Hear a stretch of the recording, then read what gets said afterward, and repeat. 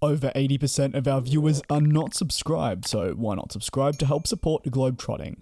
The middle of the market sector was described by key analysts as one of the most important moving forward, and this was prior to the pandemic. However, Boeing has yet to release a new aircraft to compete with the Airbus A321LR and Airbus A321XLR directly, and now it has seemingly been confirmed that we should not expect a solution until the 2030s. The aircraft produced by Airbus is designed for medium-haul flights of typically more extended range, made possible thanks to the additional fuel tank. Therefore, with both aircraft being single-aisle, they do offer a unique perspective on travelling these journeys over, say, wide-bodies.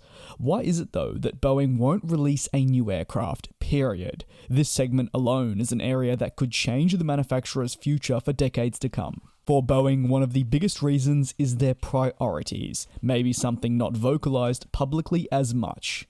However, in the past 5 years, Boeing has put a heightened focus on the 737 MAX. While confirmed to be caused by, of course, Boeing cutting corners, the ramifications are something I don't think that they likely expected. And there's been an emphasis, therefore, on securing the long-term future and stability of the program so that it can compete with Airbus's A320neo and of course continue to please customers.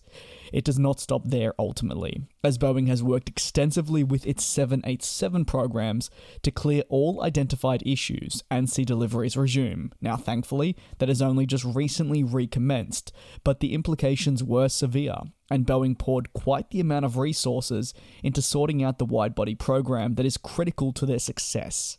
That said, we are also ignoring the 777X, which will enter into service 5 years later than initially expected and continues to be hampered by difficulties, most recently involving the engine powering the series, the GE9X, once more suspending test flights due to its own issue. There are a host also of other areas that are of heightened importance, whether it be sorting out their upper management following the MAX crisis, navigating the supply chain crisis, labor shortages, and even the most recent global pandemic, all in the space of a handful of years. They've certainly been up against it.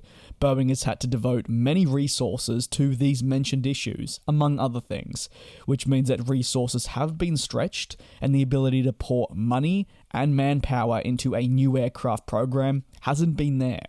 Regarding new aircraft, whether it be an NMA, a clean sheet design, or something else, Boeing has expressed concerns about overcoming the technology of current planes with this new aircraft. They feel that releasing a new plane now would not allow them to make the most out of potential future technologies, and it therefore wouldn't be a worthy upgrade for customers. By going back to the drawing board in the 2030s, the anticipation is that the technology that will be available to build their next new aeroplane will be better and also proven. However, these are very much hypothetical and come with risks themselves that could be a whole nother video on the channel. Many have strong opinions over this reasoning from the plane maker. Some believe that they've been left with no choice to delay the plane after they have delayed and put it on the back burner for so long and essentially admit defeat, while others land on the other side of the fence and believe it's a decision to boost sale by eventually creating an aircraft for the future that will be far more advanced than anything on the market. But we'd love to hear your thoughts. Which side do you stand on that argument? Currently in the middle of the market sector, Airbus reigns supreme and has managed to convert many long-term Boeing customers to the A321 series, even if the said customer did not really have a choice. With variants such as the LR and the upcoming XLR, it puts Boeing in a challenging position where they risk losing long-standing customers, but in almost all ways will face losses even if they invest in a new program now.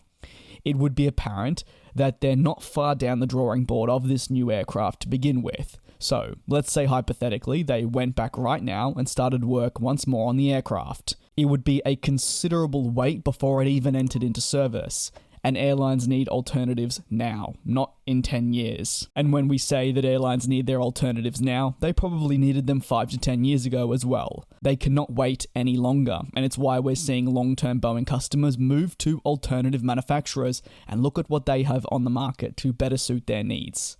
The A321 series is readily available, with the XLR looking to enter into service next year, although that has had a delay on top of that as well. It's still not quite the lengthy wait you would imagine from a clean sheet plane.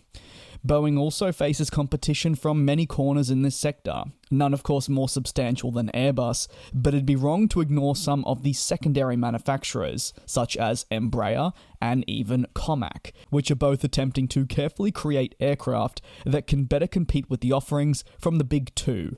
However, it's pretty known that Embraer has a much more solid chance of sticking with airlines and converting more of them across than that of Comac.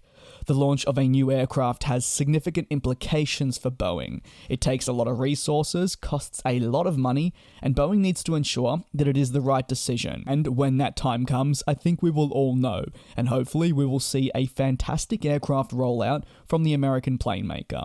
We'd love to hear your thoughts on why Boeing is halting launching any new aircraft away from the 777-8 freighter down below in the comments. Thank you very much for watching. Do subscribe if you haven't already, and we will see you next time.